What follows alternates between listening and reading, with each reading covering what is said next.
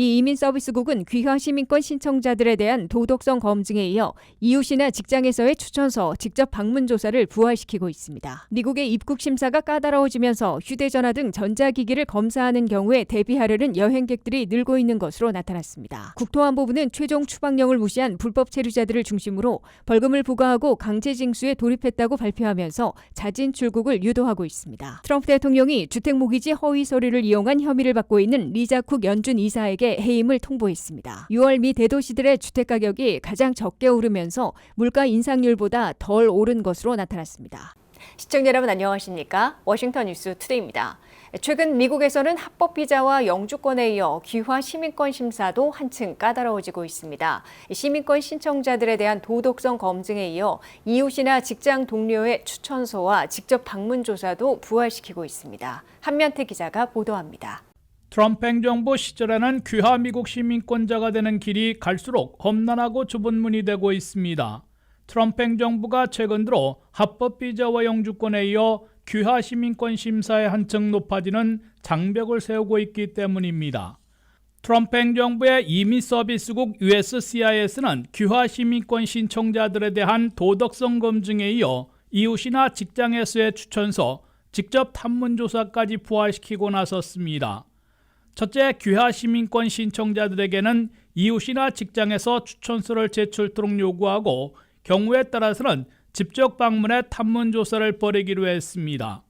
이민서비스국은 8월 22일자 정책 메모를 통해 귀화 시민권 신청자들에 대한 추천서 요구와 직접 탐문조사를 부활한다고 공표했습니다.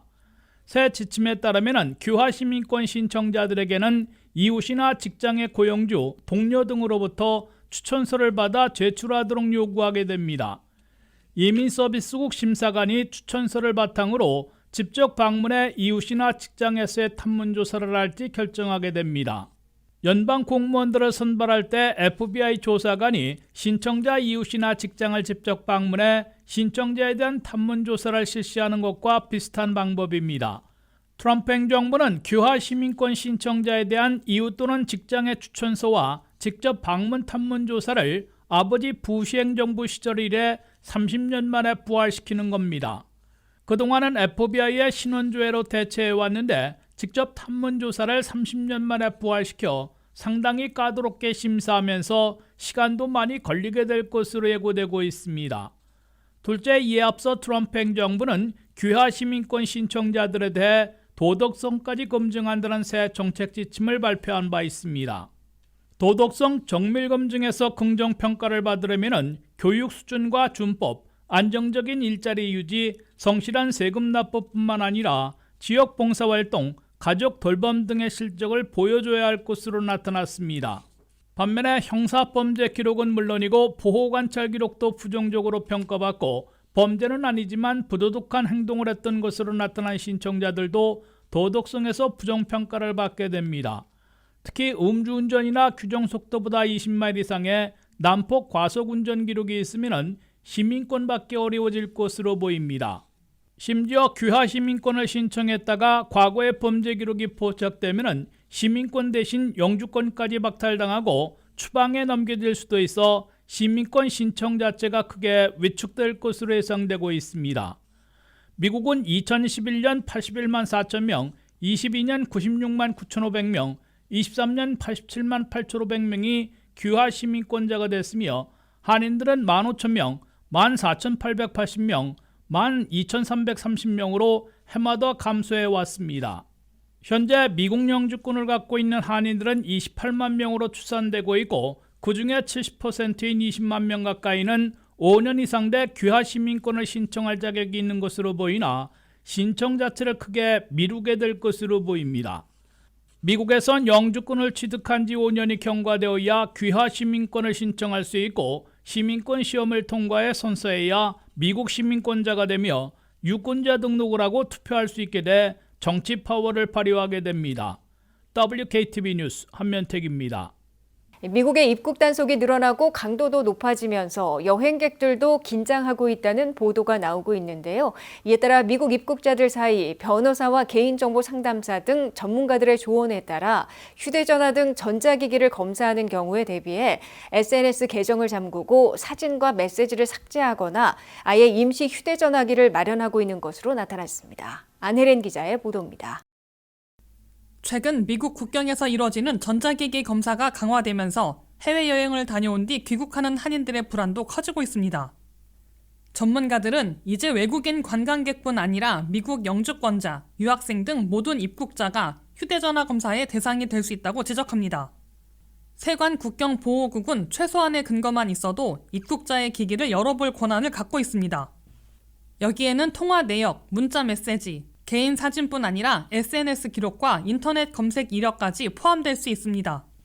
최근 들어 검사 건수는 꾸준히 늘고 있으며 올해는 2018년 이후 가장 높은 증가율을 기록할 것으로 전망되고 있습니다. 이 때문에 전문가들은 한인들이 해외여행을 계획할 때 사전에 철저히 대비해야 한다고 조언합니다. 필요 없는 자료는 외장 하드에 옮겨 보관하거나 비밀번호로 보호된 클라우드에 저장한 뒤 휴대전화에서는 삭제하는 것이 안전합니다. 평소 쓰던 기기 대신 임시 휴대전화를 사용하는 것도 한 방법입니다. 또한 입국 과정에서 불필요한 오해를 피하기 위해 SNS 계정은 잠그거나 로그아웃 상태로 두는 것이 바람직합니다. 실제로 외국인 여행객 가운데는 휴대전화 속 내용 때문에 입국이 거부된 사례들이 많습니다. 프랑스 과학자는 트럼프 대통령을 비판한 글이 발견돼 입국이 거절됐고, 호주의 한 작가는 개인 사진이 문제로 지적돼 입국이 막혔습니다. 이런 사례는 비록 외국인에게 일어난 일이지만 미국 내 거주자에게도 언제든 적용될 수 있는 규정입니다. 한편 국토안보부는 검사 강화가 정치적 견해를 이유로 한 표적화라는 의혹을 부인하면서도 강화된 신문을 통해 미국은 역사상 가장 안전한 국경을 보유하게 됐다고 밝혔습니다. 사실상 전자기기 검사가 앞으로 더 늘어날 수 있음을 시사한 셈입니다. 해외여행에서 돌아오는 한인들의 경우 공항 입국 심사에서 예기치 못한 불편을 겪지 않으려면 미리 자료를 정리하고 보안을 강화하는 것이 필요합니다. 전문가들은 앞으로도 전자기기 검사가 확대될 가능성이 높은 만큼 일상적인 준비가 필수라고 강조했습니다. WKTV 뉴스 안혜린입니다. 미 국토안보부는 최종 추방령을 무시한 불법 체류자들을 중심으로 1인당 180만 달러씩 모두 61억 달러의 벌금을 부과하고 강제 징수에 돌입했다고 발표했습니다.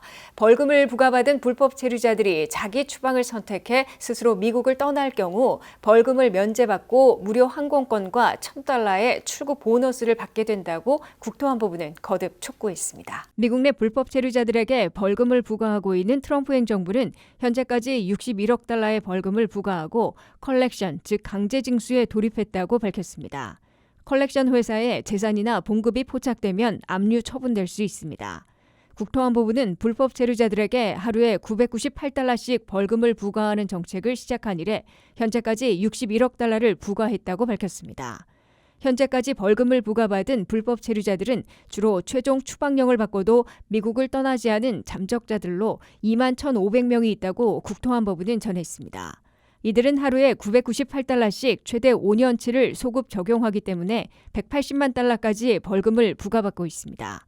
1998년 최종 추방령을 받고도 잠적해 살아온 한 불법 체류자는 지난 6월 5년치 벌금으로 180만 달러를 부과받았습니다. 합법 비자로 미국에 왔다가 체류 시한을 넘긴 오버스테이 불법 체류자는 역시 수십 년을 살아왔는데 5년치를 소급 적용해 182만 352달러의 벌금을 부과받았습니다. 국토안보부는 불법 체류자들에 대한 막대한 벌금을 부과하고 실제로 걷어들이기보다는 자기 추방, 자진 출국을 유도하려는 목적을 분명히 하고 있습니다. 국토안보부는 불법 체류자들이 미국을 떠나지 않고 버티다가 이민 단속에서 체포되면 구금되는 것은 물론 가진 재산 등 모든 것을 잃고 강제 추방당하게 된다고 경고했습니다.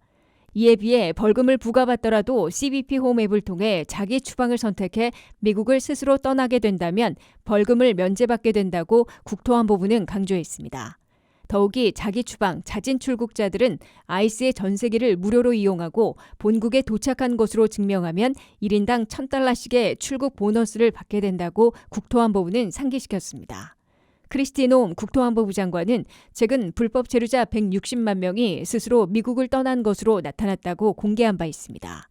트럼프 행정부는 불법 체류자 1명을 추적 체포해 추방하는 데 17,100달러의 비용이 들기 때문에 견디기 어려운 강경책들을 구사해 최대한 스스로 미국을 떠나도록 압박하는 정책을 펴고 있습니다. 트럼프 대통령이 주택모기지 허위 서류를 이용한 혐의를 받고 있는 리자 쿡 연준 의사에게 해임을 통보했습니다.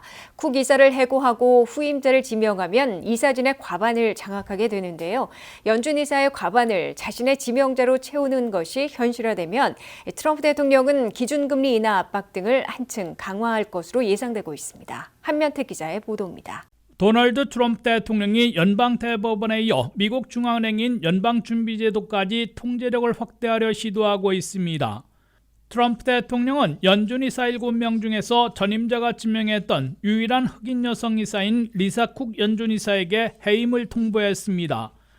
리사 쿡 연준이사는 미시건과 조지아 등 두 곳에서 주택모기지를 신청하며 양쪽 모두 주거주지로 명시했다가 풀티라는 대형 건설업체에 의해 고발돼 연방법무부의 수사를 받고 있습니다. 이에 트럼프 대통령은 리사 쿡 연준이사가 불법 행위를 저질렀다며 즉각 사임을 요구했고 거부하자 해임을 통보한 겁니다. 이에 대해 리사 쿡 연준이사는 자신은 불법 행동을 하지 않았기 때문에 트럼프 대통령이 명분 없이 해고할 권한도 없다면서 민주진영의 유명 변호사를 고용해 소송을 제기하고 법적 투쟁에 돌입했습니다. 연방법무부의 수사와 법원 판결이 어떻게 나오느냐에 따라 달라지겠지만 리자 쿡 연준이사가 끝내 물러나고 후임자를 트럼프 대통령이 지명하게 되면 미국 중앙은행 지도부의 과반을 장악하게 돼 큰 변화를 불러오게 됩니다. 연방준비제도 이사회는 제롬 파월 의장을 포함해 7명의 이사로 구성되어 있습니다. 파월 의장은 트럼프 일기 때 지명했으나 거의 통제불능에 빠졌고 6명 중에서 트럼프 대통령이 지명한 연준 이사들이 현재까지는 미셸 보우만, 크리스토퍼 월러 이사, 그리고 최근 사임한 쿡을로 후임으로 지명한 스티븐 마이런 후보 등 3명인데 쿡 후임까지 지명하면 4명으로 늘어 과반 이상이 됩니다. 그럴 경우 트럼프 대통령이 지명한 연준 이사들이 과반 이상을 점유해 기준금리의 공격적인 인하를 비롯해 강경 매파 정책을 주도하게 될 것으로 보입니다. 여기에 제롬 파월 연준 의장이 내년 5월 말에 퇴임하기에 앞서 올 연말이나 내년 초 일찌감치 자신과 주파수를 맞출 수 있는 새 연준 의장을 지명할 게 분명해 미국 중앙은행 연방준비제도마저 트럼프 대통령 통제나 입김이 강해지고 강경 매파 정책으로 흐르게 될 것으로 예고되고 있습니다. 미국의 기준금리 정책을 결정하는 FOMC 공개시장위원회는 투표권을 가진 12명의 투표로 금리 인하나 인상, 급폭, 동결을 결정하고 있는데 연준이사 7명과 뉴욕 연방은행장은 상임 멤버이고 12개 지역은행 중에 4곳의 지역 연방은행장들이 교대로 투표권을 행사하고 있습니다. WKTV 뉴스 한면택입니다. 미국 대도시들의 주택가격이 6월에 가장 적게 오르면서 물가 인상률보다 덜 오른 것으로 나타났습니다.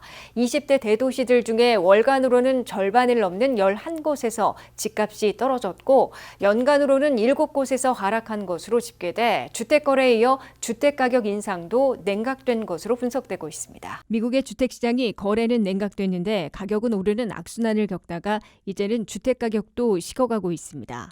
S&P 케이스실러 주택지수가 발표한 6월의 미국 주택가격은 전년보다 1.9% 오르는 데 그쳤습니다. 이는 가장 적게 오른 둔화세를 보인 것이며 특히 물가 인상률보다 덜 오른 기록을 수년 만에 세운 것입니다. 6월 현재 주택가격은 전년보다 1.9% 인상으로 둔화된 반면 물가 인상률은 2.7%로 더 높았습니다. 10대 대도시들의 주택가격은 전달보다 마이너스 0.07%로 하락했으나 전년보다는 아직 2.64% 오른 수준을 유지했습니다. 20대 대도시들의 집값은 전달보다 마이너스 0.04%로 보합세를 보였으나 전년보다는 플러스 2.14%로 아직 오른 수준을 보였습니다. 특히 20대 대도시들 가운데 집값이 떨어진 지역들이 월간으로는 11곳, 연간으로는 7곳으로 늘어난 것으로 나타났습니다. 주요 도시들 가운데 뉴욕시는 전년보다 아직 7% 인상된 것으로 나타나 가장 강세를 보였습니다.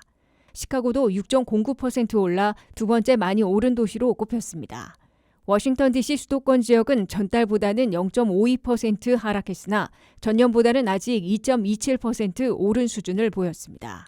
한인들이 많이 사는 대도시들을 보면 보스턴이 전년보다 4.25% 인상된 것으로 조사됐습니다. 로스앤젤레스는 전달보다는 0.44% 소폭 하락했으나 전년보다는 아직 0.08% 오른 수준을 보였습니다. 샌프란시스코는 전달보다 1.05%, 전년보다는 1.98% 떨어져 비교적 많이 하락한 도시에 꼽혔습니다. 덴버는 전달보다 0.31% 내려갔고 전년보다는 0.55% 떨어져 하락세를 보였습니다. 피닉스는 전달보다 0.55%, 전년보다는 0.06% 하락한 약세를 기록했습니다. 애틀란타는 전달보다는 마이너스 0.01%로 제자리했고 전년에 비하면 0.94% 소폭 오른 것으로 나타났습니다. 플로리다 템파는 전달보다는 0.29% 올랐으나 전년보다는 가장 많은 2.38% 하락했습니다.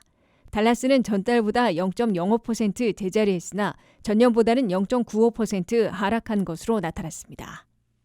이상으로 워싱턴 뉴스투데이를 마치겠습니다. 시청해주신 여러분 고맙습니다.